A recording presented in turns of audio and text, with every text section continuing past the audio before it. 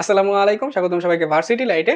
আজকের এই ভিডিওতে আমরা honours second year calculus 2 chapter 2 এই অধ্যায়ের আমরা কি করব, একটা প্রতিপাদন করব। সেই প্রতিপাদনটা কিসের? বক্রতার কেন্দ্র নির্ণয়ের।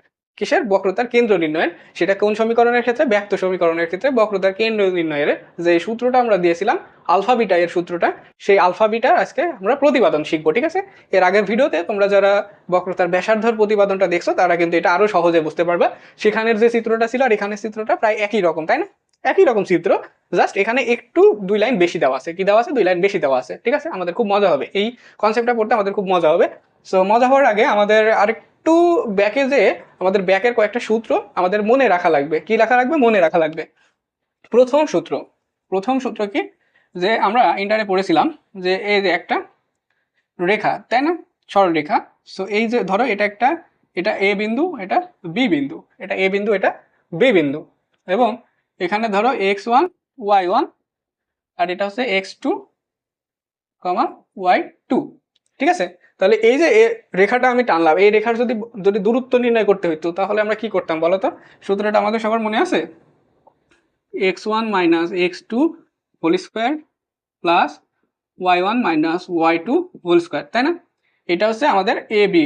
এ বি এ বি সমান আমাদের কি হইতো? x1 minus x2 whole square plus y1 minus y2 whole square, তার হচ্ছে বর্গমূল, তাই না?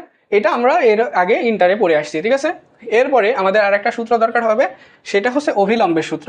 সো অভিলম্বের সূত্রটা আমাদের কি জানো? যে X minus X plus Y minus Y y1 সমান 2। ঠিক আছে, এই সূত্রটা আমাদের এই কনসেপ্টটার ক্ষেত্রে দরকার হবে।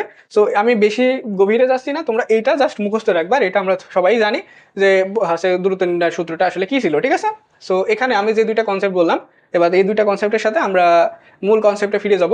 সো এখানে দেখো, আমি এই যে যেই সরলরেখাটা বললাম, সেই সরলরেখাটা হচ্ছে দেখো, এই সরলরেখাটা সি আর পি। ঠিক আছে, সি আর পি, এই সরলরেখাটা। ওকে, ফার্স্ট। এবং এই যে অভিলম্ব বললাম, এই অভিলম্ব হচ্ছে এই যে বক্ররেখাটা আছে, এই বক্ররেখাটার উপরে এই যে লম্বটা টানা হয়েছে না, এইটাকে আমরা কি বলবো? এই যে এই দাগের উপরে যেই বক্ররেখাটার উপরে যেই লম্বটা টানা হয়েছে, এটাকে আমাদের কি হয়? অভিলম্ব। এই অভিলম্বের সমীকরণ এটা। ওকে, সো এটুকু আমরা ফার্স্টে মনে রাখবো। এরপরে এবার আমরা প্রতিপাদন শুরু করি। ঠিক আছে, কনসেপ্ট আমাদের ক্লিয়ার, এবার আমরা প্রতিপাদন শুরু করি। সো প্রতিপাদনের ক্ষেত্রে আমরা প্রথমে এরকম ভাবে লিখবো, যে কি লিখবো? মনে করি y সমান f অফ x বক্ররেখার উপর p অফ x, y একটি বিন্দু যার কেন্দ্র হচ্ছে c অফ আলফা বিটা। এরপরে যেহেতু c হতে p বিন্দুর দূরত্ব, এই যে c হতে p বিন্দুর দূরত্ব আমি যেটা বললাম, c হতে p বিন্দুর দূরত্ব কি? রো। কারণ আছে এইটা কি? বক্রতার ব্যাসার্ধ। এটা কি? বক্রতার ব্যাসার্ধ। এই যে বক্ররেখা, এই বক্ররেখাটা যদি একটা বৃত্ত হইতো তাহলে এটা তার কি হইতো? ব্যাসার্ধ হইতো। এটা কেন্দ্র, তাহলে এটা কি হবে? এটা হচ্ছে ব্যাসার্ধ। তাহলে এই যে দূরত্বটা, এই দূরত্বটা সমান কি? রো, তাই না? দূরত্বটা সমান কি? রো।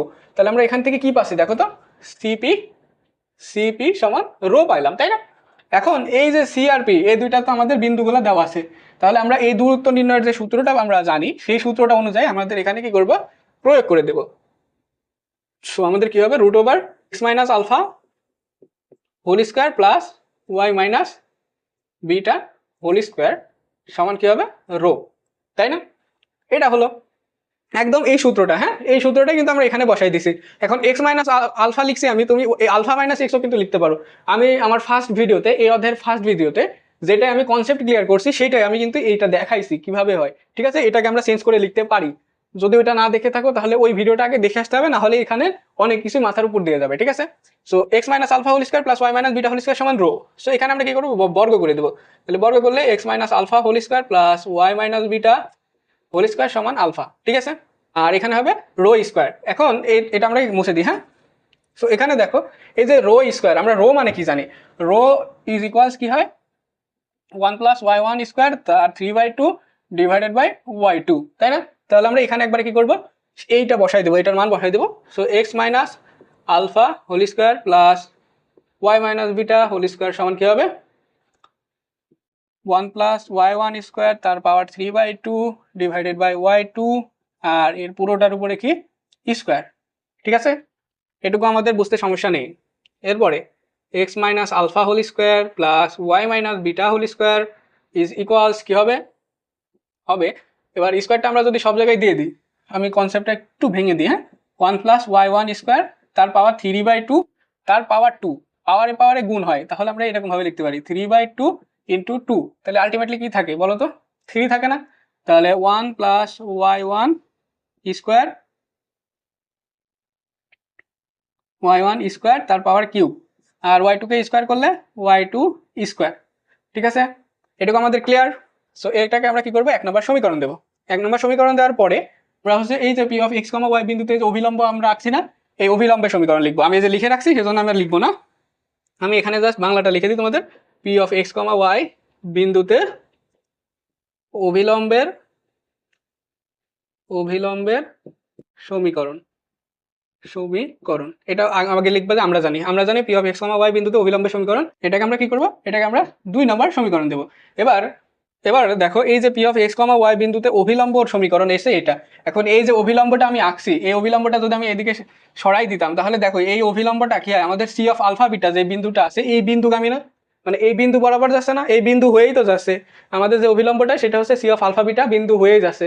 তাহলে আমরা এক্স ওয়াই এর মান কি বসাইতে পারি, আলফা বিটা বসাইতে পারি, কারণ ওই বিন্দুগামী। সো ওই বিন্দুগামী হওয়ার কারণে আমাদের কি হবে, এক্স ওয়াই এর মান আমরা আলফা বিটা বসাতে পারবো। ঠিক আছে, সো আলফা বিটা যদি আমরা এক্স ওয়াই এর মান বসাই তাহলে আমরা এখানে আমরা কি পাবো দেখো তো, তাহলে যে এখানে আমরা লিখবো এই যে 2 নং অভিলম্ব সি অফ আলফা বিটা বিন্দুগামী, তাই এক্স এর জায়গায় আমাদের কি হবে আলফা, তাহলে আলফা মাইনাস এক্স প্লাস, এবার ওয়াই জায়গায় কি হবে বিটা মাইনাস y1 সমান 0। ঠিক আছে, এটুকু আমাদের ক্লিয়ার। আমরা কি করলাম, যেহেতু এই বিন্দুগামী সেহেতু আমরা সেই বিন্দু দুইটা এখানে বসাই দিলাম। ঠিক আছে, সো বসাই দেওয়ার পরে আমরা এই সমীকরণটা পাইলাম। এখন এই সমীকরণটার ভিতর থেকে আমরা কি বের করবো জানো, এই সমীকরণটার ভিতর থেকে আমরা আলফা মাইনাস এক্স এইটা বের করব। সো এখানে আমরা কি করতে পারি দেখো, যে আলফা মাইনাস এক্স সমান কি হবে minus beta minus Y into y1। ঠিক আছে, জাস্ট আমরা কি করলাম, beta minus Y into y1 যেটা আছে এটাকে আমরা সমানের ওই পারে পার করে দিলাম। ওকে, সো এটুকু আমাদের ক্লিয়ার। এরপরে দেখো এই যে আলফা মাইনাস এক্স পাইলাম, সেই আলফা মাইনাস এক্স আর এই যে এক্স মাইনাস আলফা দুটো একই জিনিস না, তাহলে আমরা এই সমীকরণটাতে আমরা এই মানটা বসাইতে পারি। তো আমরা এবার কি করব, কত 1 নং এ মান বসিয়ে পাই। এবার 1 নম্বরে আমাদের এক্স মাইনাস আলফা আছে, আমি কিন্তু বারবার বলছি X minus alpha whole square আর alpha minus X whole square একই জিনিস, তাহলে এইটার জায়গায় আমরা কি বসাবো, এই মানটা বসাবো। তাহলে মাইনাস বিটা মাইনাস y1 তার উপরে whole square plus y minus beta whole square সমান 1 plus y1 square cube by y2 তার স্কোয়ার।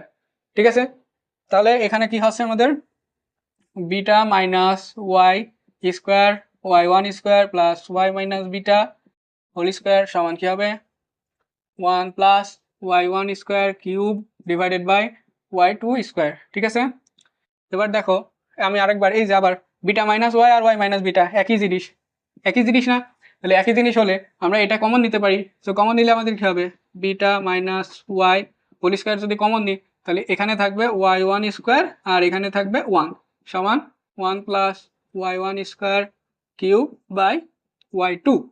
ঠিক আছে, এটুকু আমাদের ক্লিয়ার। এবার এটুকু যদি ক্লিয়ার হয় এখান থেকে আমরা কি করব, বিটা মাইনাস ওয়াই স্কোয়ার এটাকে রাখবো আর এটাকে ওই পারে পার করে দেবো।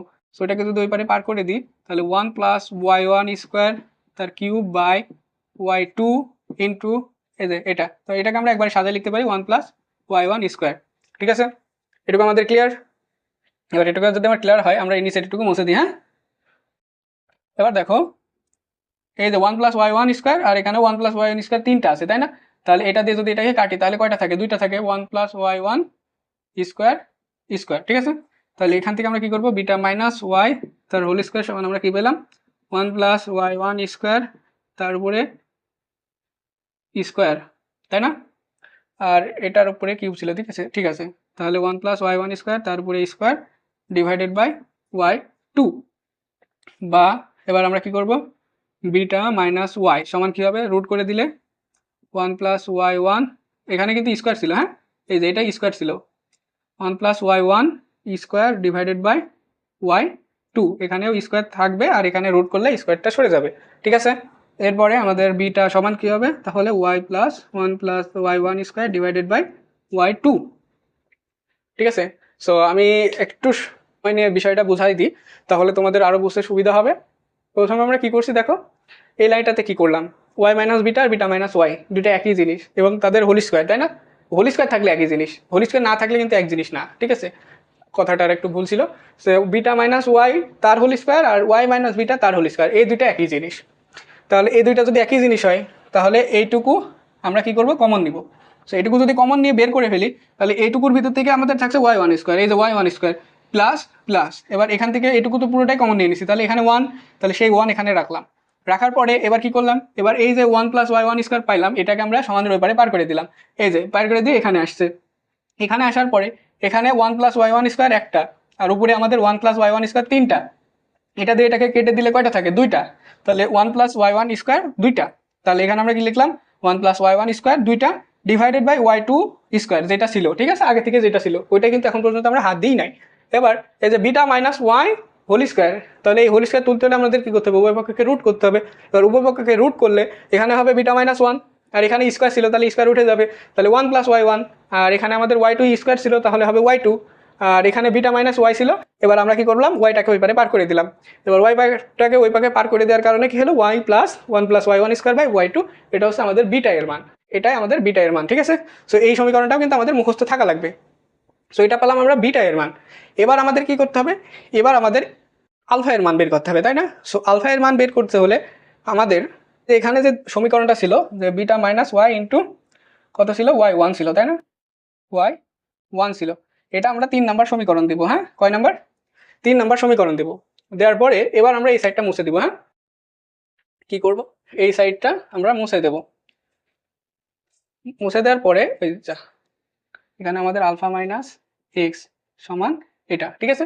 এবার আমরা কি করব, 3 নংয়ে বিটা এর মান বসিয়ে পাই।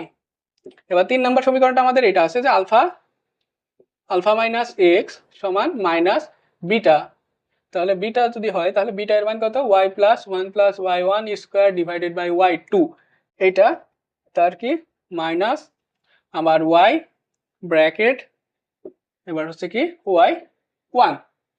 তাহলে আলফা মাইনাস এক্স সমান কি হবে, ওয়াই ওয়াই কাটা এবং মাইনাস দিয়ে যদি আমরা গুণ করে দিই তাহলে minus Y one into one plus Y one square divided by Y two, just গুণ করে দিলাম ওয়াই আর ওয়াই ওয়ান আর মাইনাস, ঠিক আছে। এরপরে আলফা সমান তাহলে X minus Y one one plus Y one square divided by Y two, এটাই আমাদের কি আলফা এর মান, নট অ্যান্সার, ঠিক আছে। এটা হচ্ছে আলফা এর মান। তাহলে আমরা আলফা এর মান পেলাম এখানে আর বিটা এর মান পাইলাম এই জায়গাটায়।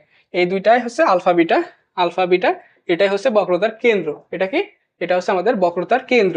সো এই ভিডিওটা এ পর্যন্তই। যদি কোনো ভুল হয়ে থাকে বা তোমাদের বুঝতে অসুবিধা হয় তাহলে অবশ্যই কমেন্ট করতে হবে, আর ভিডিওটা ভালো লাগলে অবশ্যই একটা লাইক করে চ্যানেলটাকে সাবস্ক্রাইব করে রাখতে হবে। আজকের ভিডিও এই পর্যন্তই, সাথে থাকার জন্য ধন্যবাদ। আসসালামু আলাইকুম।